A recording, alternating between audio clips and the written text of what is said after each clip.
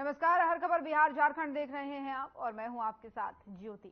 जनसुराज पदयात्रा के सूत्रधार प्रशांत किशोर ने कहा कि जो टीवी पर राजनीतिक दलों ने के जो नेता हैं वो बयानबाजी कर रहे हैं, उनके आकाओं के आका बैठकर हमसे सलाह लेते हैं कि हम कैसे चुनाव लड़ें, तो उनकी बातों पर जवाब देकर उनको जरूरत से ज्यादा सम्मान देना नहीं चाहता। जहां तक बात दूसरे तीसरे मोर्चे की हो रही है, तो आप इतनी समझ रखिए कि कोई दल और कोई मोर्चा अगर वो बनाएंगे तो वही एक मोर्चा बिहार में बचेगा, दूसरा कोई नहीं बचेगा। अगर जनसुराज दल बनता है तो आप देखिएगा एक ही दल बचेगा, इसके अलावा कोई भी दल नहीं बचेगा। कहने की जरूरत नहीं है, वो तो देश के सामने है। और नीतीश कुमार ही क्यों, लोग मैंने मोदी जी के लिए भी काम किया है, नीतीश कुमार के लिए काम किया है, 10 राज्यों में चुनाव जीते हैं, तो ये कोई छुपी हुई बात है नहीं। और नीतीश जी हमको क्या धन देंगे? अगर हमको धन कमाना होगा तो इतने बड़े बड़े राज्यों में मुख्यमंत्री लोग जीते हैं, सरकारें जीती हैं, जिनके जीतने में हमने कंधा लगाया है। तो धन की तो बिहार में ना उतना पैसा है, ना नीतीश कुमार की पार्टी के पास पैसा है जो हमको धन दे देंगे। धन कमाने और ये जो काम किया है वो डंके की चोट पर किया है, अपनी समझ, अपनी विद्वता, अपने परिश्रम से किया है। किसी का 1 रुपया चोरी नहीं किया है, किसी का डाका नहीं डाला है। अपने परिश्रम से, अपने प्रयास से, अपनी मेहनत से, अपना पसीना बहाकर उस चीज को खड़ा किया है। देश में उस विधा को खड़ा किया है। उससे पहले कोई जानता ही नहीं था कि ये भी कोई विधा है। आज 20,000 से ज्यादा मैंने वो काम छोड़ दिया। 2 मई 2021 को राष्ट्रीय स्तर पर मैंने घोषणा की अब ये काम नहीं करेंगे। इसके बावजूद देश में 20,000 से ज्यादा बच्चे वो काम कर रहे हैं। उस चीज को हमने शुरू किया है। अगर आपका अपना विचार हो सकता है कि वो सही है गलत है, लेकिन जो काम किया है वो तो पब्लिक के सामने हो, किसी नेता के कहने की थोड़ी ना बात है।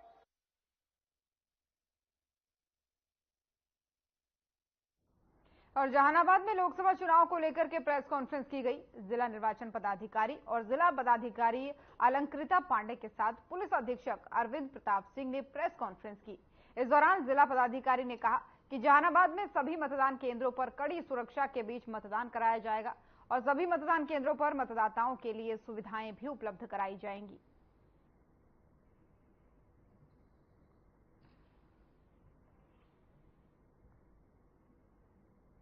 तो इससे रिलेटेड जितनी भी प्रक्रिया थी, पोलिंग पर्सनल का रैंडमाइजेशन, ईवीएम का रैंडमाइजेशन, ईवीएम की कमिश्निंग के बाद में सीलिंग की प्रक्रिया, वो सभी पूरी की जा चुकी है।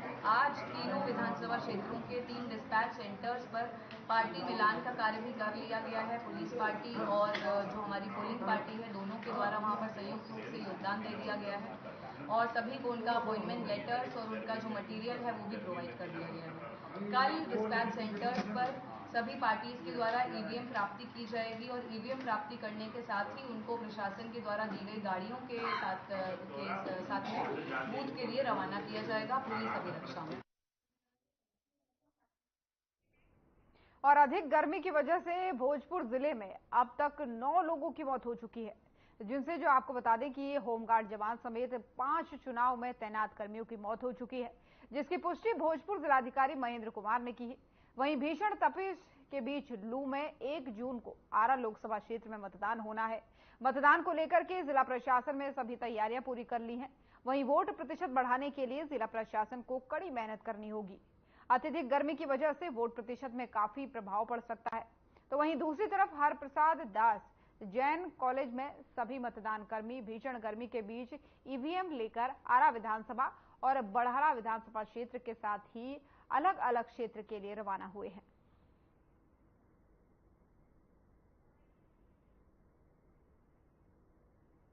ईवीएम डिस्पैच अलग अलग डिस्पैच सेंटर से आज किया जा रहा है। सभी मतदान कर्मी योगदान दे चुके हैं। पुलिस पदाधिकारी और पुलिसकर्मी भी आ चुके हैं। वो ईवीएम कलेक्ट करके अपने पोलिंग स्टेशन है उधर प्रस्थान कर रहे हैं। सर, भीषण गर्मी को देखते हुए मतदान के लिए क्या तैयारियां की गई हैं? जैसा कि आपको पता है कि अभी हीट वेव का दौर है और एक भीषण हीट वेव के में पूरा जिला इसकी चपेट में है। कल भी हमारे यहाँ पे कुल 5 मतदान कर्मी हैं, उनकी मौत हो गई थी। उसको लेकर के मेडिकल जो टीम है वो अलर्ट है। हर एक डिस्पैच सेंटर पे मेडिकल टीम है, एम्बुलेंस अलर्ट रखे गए हैं, मोबाइल मेडिकल टीम है। सदर अस्पताल में एक डेडिकेटेड वार्ड है जो कि हीट वेव से ये करने के लिए निपटने के लिए तैयार है। भागलपुर पिरपैंती स्थित मेही आश्रम में मेही बाबा की जयंती पर गई एक शिष्या ने बाबा नवीन पर दुष्कर्म का आरोप लगाया है। वहीं पीड़िता ने बताया कि कार्यक्रम खत्म होने के बाद वो वॉशरूम गई थी और इसी बीच बाबा नवीन ने उसका पीछा किया और उसकी मांग में सिंदूर भर दिया, फिर उसके साथ दुष्कर्म की घटना को अंजाम दिया। लड़की ने विरोध किया तो गर्म आयरन से लड़की का हाथ भी जला दिया और धमकी दी कि किसी को अगर उसने बताया तो जान से मार देंगे। मामले में पीड़िता ने अब न्याय की गुहार लगाई है।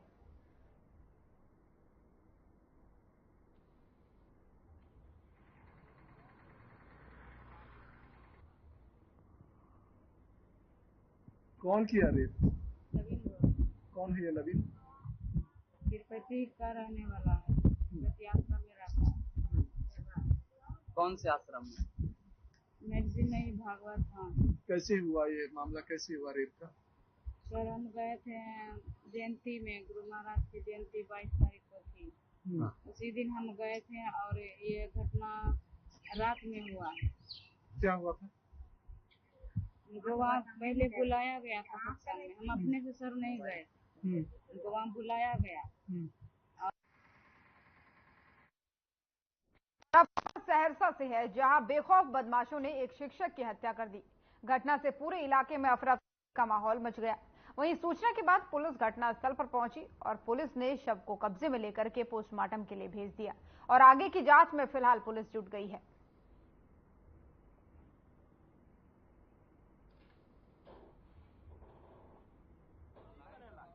सुबह में एक शिक्षक हैं सरोज कुमार, पिता बाल्मीकि मिश्रा बरियारी के हैं, डेरा लेके आ रहे थे। पत्नी भी टीचर है, अपनी पत्नी को स्कूल में छोड़कर वो पोस्टेड हैं बरियारी में जा रहे थे। तो रहुआमनी नहर के चिमनी के सामने पक्की सड़क पर उनको गोली मारकर हत्या कर दी गई है और अभी हम लोग उनके शव को पोस्टमार्टम करा रहे हैं और उनकी पत्नी का फर्ज ध्यान लिया जाएगा और जैसा फर्ज ध्यान देगी उस फर्ज पर कार्रवाई की जाएगी। अभी क्लियर कट उनके घर वाले के द्वारा तो कुछ बयान नहीं दिया गया है, जब अभी आई थी लोग, लेकिन जमीनी विवाद होने, आपसी पारिवारिक जमीनी विवाद होने की बात करेंगे।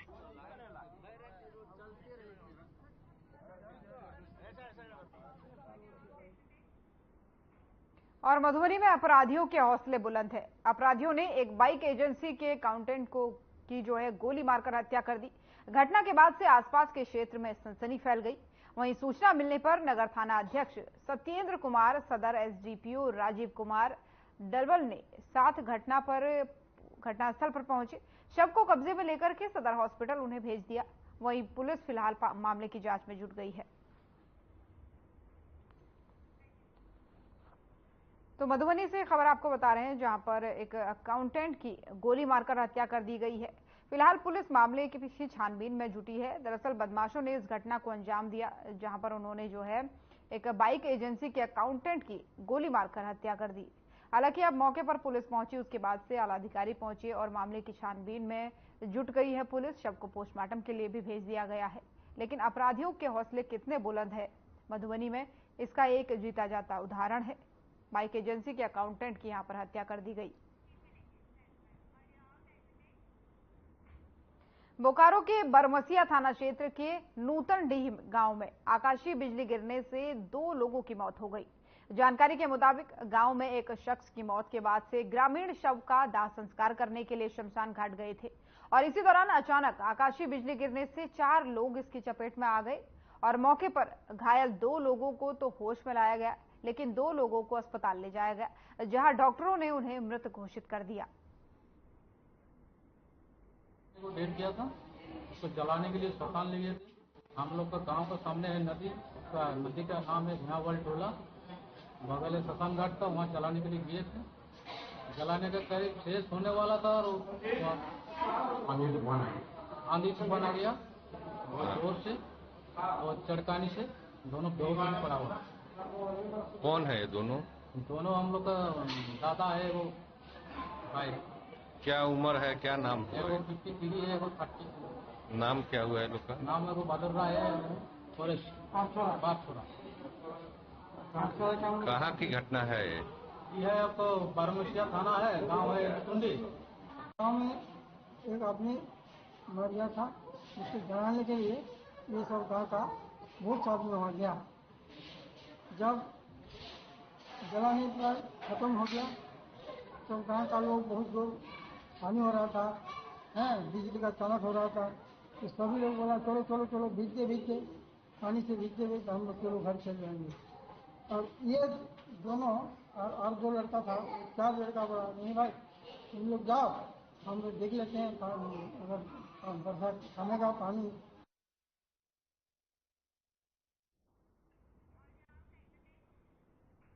और अब खबर बेतिया के नरकटियागंज से है, जहां शिकारपुर थाना के जयमंगलापुर गांव के नजदीक 2 बाइक आमने सामने टकरा गई, जिसमें एक युवक की मौके पर ही मौत हो गई, वहीं एक गंभीर रूप से जख्मी बताया जा रहा है। मृतक की पहचान रामाशीष राम के रूप में हुई है, वहीं जख्मी की पहचान रिंकू पांडे के रूप में हुई है। घायल को इलाज के लिए फिलहाल अस्पताल में भर्ती करवाया गया है।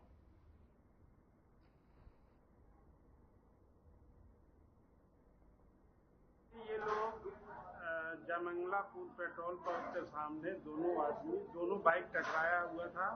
ये लोग गिरे हुए थे। एक आदमी तो अमोलवा बेलवा का नाम बता रहा था लोग, शंकर राम का बेटा है, नाम पता नहीं है क्या है उसका, लेकिन उसका ससुराली रुआरी है, वो उसका साला भी साथ में था।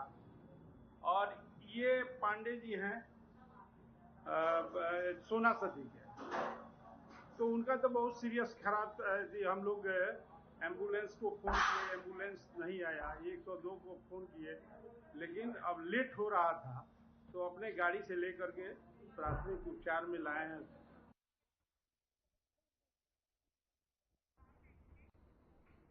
और अब खबर पटना साहिब लोकसभा के बख्तियारपुर प्रखंड से है, जहां स्ट्रांग रूम को खोला गया और स्ट्रांग रूम को खोले जाने के दौरान वहां सभी राजनीतिक पार्टियों के प्रतिनिधि मौके पर मौजूद रहे। तो बख्तियारपुर की ये तस्वीरें हैं, जहां पर सभी राजनीतिक पार्टियों के प्रतिनिधियों के सामने स्ट्रांग रूम को खोला गया, और स्ट्रांग रूम को खोलने के दौरान की ये तस्वीरें हैं, जहां पर विभिन्न पार्टियों के अलग अलग प्रतिनिधि यहां पर मौजूद हैं। सभी दलों के लगभग प्रतिनिधि यहां पर मौजूद रहे और उसी दौरान ये बख्तियारपुर का जो स्ट्रांग रूम है वो खोला गया।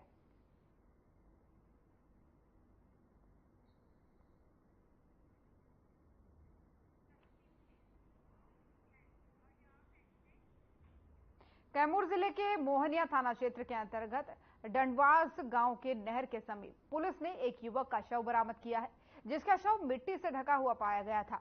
मृतक की पहचान मोहनिया थाना के नरौरा ग्राम निवासी विजय बहादुर गोस्वामी के पुत्र अनिल कुमार गोस्वामी के रूप में हुई है। वहीं मृतक के पिता ने बुधवार को मोहनिया थाना में आवेदन देकर प्रेम प्रसंग में पुत्र की हत्या की आशंका जताई है। तो वहीं इस मामले में अब तक 3 लड़कियों और 1 लड़के को गिरफ्तार कर लिया गया है।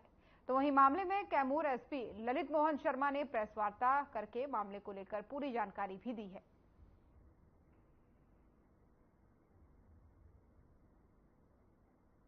ग्राम नरौरा से एक व्यक्ति अनिल कुमार गोस्वामी के अपहरण की सूचना पुलिस को मिली थी। पुलिस के द्वारा इसमें त्वरित अनुसंधान करते हुए सीबीआई का विश्लेषण किया गया, अन्य साक्ष्य संकलन किए गए और तब यह ज्ञात हुआ कि इसमें कुछ लोगों को गिरफ्तार किया गया। गिरफ्तारी बाद यह ज्ञात हुआ कि इस व्यक्ति की हत्या करके इसके शव को नरौरा थाना के पास में ही एक जगह ठिकाने लगा दिया गया था।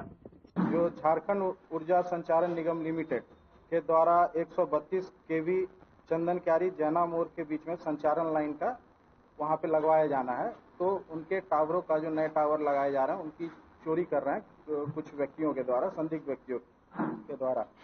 तो पुलिस अधीक्षक महोदय को सूचना मिली, तो उसके बाद एक टीम का गठन किया गया एसपी साहब के द्वारा, और उस टीम के द्वारा जो है तो त्वरित कार्रवाई करते हुए छापामारी की गई और उस छापेमारी में 4 लोगों को गिरफ्तारी की गई है, जिसमें पहला व्यक्ति है वो कृष्णा गुप्ता उर्फ अकलू, ये हरला थाना अंतर्गत ही रहने वाला है। दूसरा नेपाली उर्फ गौतम।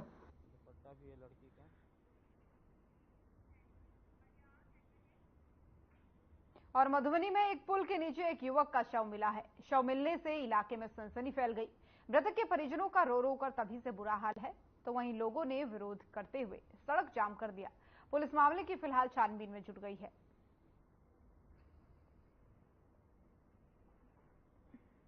तो मधुबनी की ये तस्वीरें जहां पर लोगों का सैलाब उमड़ा हुआ आप देख रहे हैं। दरअसल पुल के नीचे एक युवक का शव मिला और इस शव के मिलने से इलाके में हड़कंप मच गया। शव मिलने के बाद से परिजनों का रो रो कर बुरा हाल है। पुल के नीचे ये शव मिला, जहां पर मौके की तस्वीरें आप देखिए किस तरीके से जो है लोगों की भीड़ यहां पर इकट्ठा है।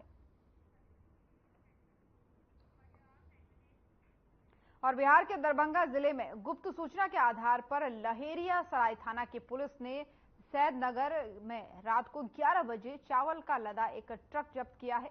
ट्रक के चालक और खलासी को हिरासत में लिया। ट्रक जब्त होने पर बिहार राज्य खाद्य निगम दरभंगा आवश्यक सेवा का बोर्ड यहां पर लगा था, जिसमें 250 चावल की बोरियां लदी थी। वहीं सूचना मिलने के बाद से मार्केटिंग ऑफिसर ने मौके पर पहुंचकर के 4 बोरियों के सैंपल निकालकर सरकारी खाद्यान्न की जांच में जुट गई। वहीं चालक की पहचान रोहतास जिला के मुन्ना राय के रूप में की गई है। हम अपने स्तर से जाकर के विभाग में भाई पता किए कि भाई हम एक जागरूक नागरिक होने के नाते कि ऐसा क्यों हो रहा है इस तरीके से, तो पता चला ये 24 तारीख को ये गाड़ी अनाज लोड करके रोहतास से आई थी तारडी के लिए। तारडी वहां गई, तारडी गोडाउन में अनाज उतारा नहीं, पुनः वो अनाज को ले आया यहाँ पंडासराय में एक महासेठ जी हैं, उनके गोडाउन में ये गाड़ी घुसती है उमेश महासेठ के, और वहां पर ये फिर इसको खोल करके पलट करके रिपैकिंग की, फिर उसी गाड़ी पे लोड हुआ और उसी गाड़ी पर से फिर ये अनाज को कालाबाजारी की नीयत से उसी गाड़ी से ले जा रहा। जबकि SHO लहरिया सराय के द्वारा सूचना दी गई कि एक ट्रक खाद्यान्न पकड़ा गया है, आकर के जांच थोड़ा कर लीजिए। तो सरकारी है कि नहीं अभी तो जांच चल रही है, लेकिन SHO लहरिया सराय के द्वारा पकड़ा गया है एक ट्रक खाद्यान्न। प्रथम दृष्टि से क्या लग रहा है सर, क्या प्रतीत हो रहा है? प्रथम दृष्टया अभी खाद्यान्न के बारे में कहना ये मुश्किल है कि उसकी बोरियां सारी बाहरी बोरियां हैं। और मुंगेर में यातायात थाना में तैनात दरोगा ददन प्रसाद सिंह हीटवेव का शिकार हो गए, जिसके बाद से गंभीर स्थिति में उन्हें इलाज के लिए सदर अस्पताल में भर्ती कराया गया, जहां प्राथमिक उपचार के बाद से बेहतर इलाज के लिए उन्हें निजी नर्सिंग होम में भर्ती कराया गया। ऐसा ही ददन प्रसाद सिंह की तबीयत उस वक्त खराब हो गई जब वो ड्यूटी खत्म कर यातायात थाना लौट रहे थे, जिसके कुछ ही देर बाद वो बेहोश होकर थाना परिसर में गिर गए, जिसके बाद से उन्हें बेहोशी की हालत में मुंगेर सदर अस्पताल में लाया गया। चिकित्सकों ने बताया कि ददन प्रसाद अधिक देर तक उमस भरी गर्मी में काम करने के कारण हीट वेव का शिकार हो गए, जिसके कारण से उनकी तबीयत खराब हो गई।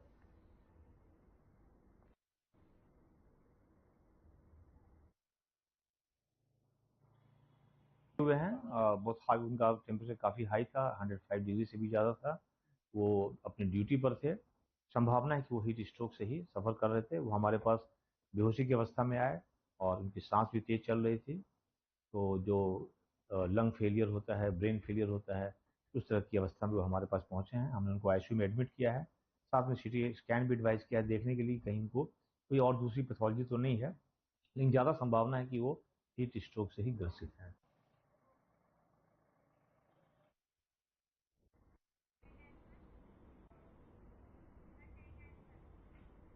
एक तरफ गर्मी से लोग परेशान हैं, तो वहीं दूसरी तरफ चास नगर निगम के रहने वाले लोग पानी की समस्या को झेल रहे हैं। ये समस्या कोई नई नहीं है, इससे पहले भी यहाँ के लोग पानी की समस्या को झेलते हुए आए हैं। लोगों ने पानी की समस्या को लेकर के वार्ड पार्षद और कांग्रेस नेता श्वेता सिंह के नेतृत्व में चास नगर निगम के अधिकारी के पास पहुंचकर पानी की गुहार लगाई है, साथ ही ज्ञापन भी सौंपा है। यहाँ के लोगों का मानना है कि कई दिनों से पानी नहीं मिल रहा, लोगों को काफी परेशानी का सामना करना पड़ रहा है।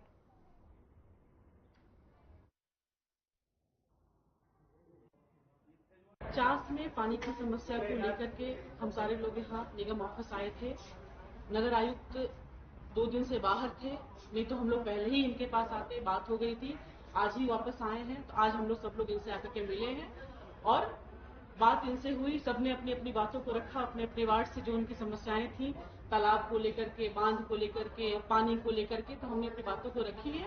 और जो आश्वासन हमको मिला है कि 3 फेज में पानी का काम चल रहा है हमारे चास में। देखिए, इस समस्या की कई स्तर है।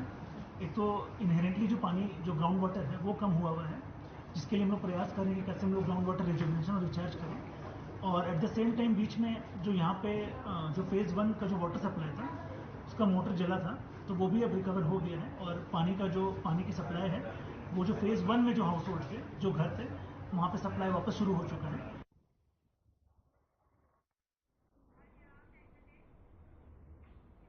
गया जिले के अनुग्रह नारायण मगध मेडिकल कॉलेज के हॉस्टल में रहने वाले GNM की सीनियर और जूनियर छात्राएं बिजली और पानी नहीं मिलने से काफी परेशान हैं। कॉलेज प्रबंधन के खिलाफ काफी आक्रोश में है। लोगों का कहना है कि पीने का पानी नहीं मिल रहा है और बिजली नहीं दी जा रही है। ऐसे में उनकी मांग है कि जब तक उनकी समस्या का हल नहीं निकलता तब तक उनको छुट्टी दे दी जाए, क्योंकि गर्मी के चलते कई छात्राएं बेहोश हो चुकी हैं। छात्राओं ने आरोप लगाया है कि प्रिंसिपल से आवेदन के बाद भी उनकी समस्याओं का समाधान नहीं हो रहा, उल्टा छात्राओं को ही मैनेज करने के लिए कह दिया जाता है।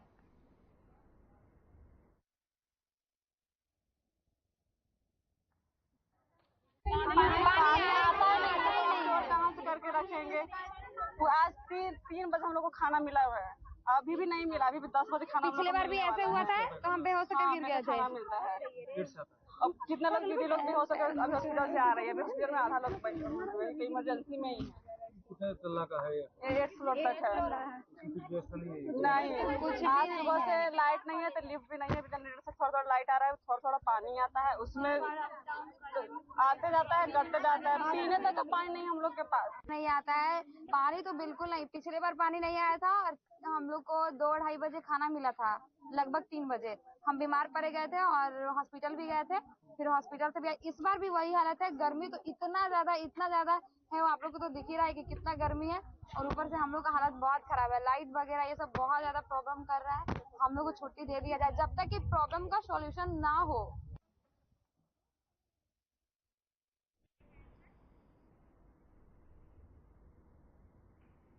मुजफ्फरपुर में लगातार भीषण गर्मी के बीच पहली बारिश तेज हुई है।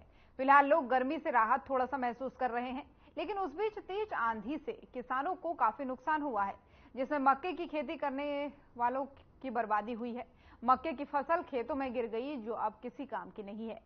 बर्बाद फसल को मवेशी के चारे के लिए ले जा रहे हैं। मवेशी के लिए चारा इसको बनाया जा रहा है, जिसको लेकर के किसानों ने उचित मुआवजा देने की बात भी कही है। मकई क्षति है और हम लोग किसान गरीब तबका के लोग हैं, बहुत परेशानी से इसका उपज किए थे। इसका जो नुकसान हुआ है, इसका भरपाई के लिए सरकार हमको मदद करे। कर्ज भी लेकर के इसमें हम जो धागा लगाए हैं, इसलिए हमको मदद होना चाहिए। कितना का कर्ज लिए थे? कर्ज लगभग 25,000 रुपये। कितना बीघा जमीन? 2 बीघा। 2 बीघा? ये अचानक बारिश आने के कारण? जी।